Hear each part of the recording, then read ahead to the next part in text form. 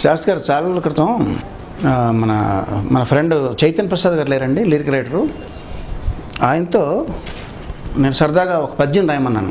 Shake hands మీద పద్యం రాయండి, మనం తెల్లారేస్తే కొత్త వాళ్ళని కలిసినప్పుడు meet mister so and so అంటే షేక్ హ్యాండ్ ఇస్తాను వెంటనే, దాని మీద ఒక పద్యం రాయండి అని అడిగితే ఆయన రాత్రి అంతా కూర్చుని రాసి తీసుకొచ్చారండి. సరదాగా మీకు అది వినిపిద్దామని. తలలోన పొలుసులై జిలపెట్టు చుండ్రును గోరార హాయిగా గోకు చేయి. తలలోన పొలుసులై జిలపెట్టు చుండ్రును గోరార హాయిగా గోకు చేయి. కళ్ళలో పుసులను వేళ్లతో తొలగించి వాల్జూపు సొగసు కాపాడు చేయి.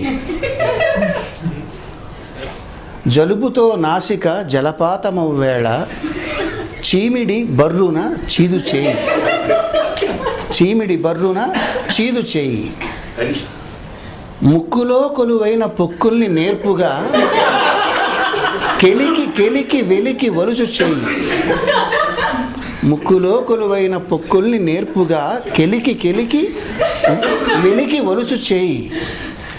చెవిలోతులో చేరిన గులిమిని చిటికెన వేలుతో చెనకు చేయి.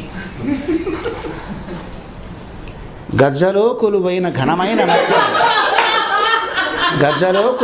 ఘనమైన మట్టిని గజ్జల సందులో ఘనమైన మట్టిని నలుగు పెట్టిన ఎట్లు నలుపు చేయి. కురుపుల గాయాల దురదల్ని కడతేర్చ బరయంచు బరకు చేయి. మలమూత్రముల కంపు చెలరేగిపోకుండా పుడిసెడు నీళ్లతో కడుగు చేయి. లేదా అమెరికా వాళ్ళైతే టిష్యూ పేపరుతోన తుడుచు చేయి. అట్టి ఈ చేయి మర్యాద ఉట్టిపడగా నిన్ను తాకంగా ఇటు వచ్చుచున్నదోయి. ఎవని చేతిలో ఏముందో ఎవరికెరుక, 1000 రోగాల పుట్ట ఈ చేయి కనుక.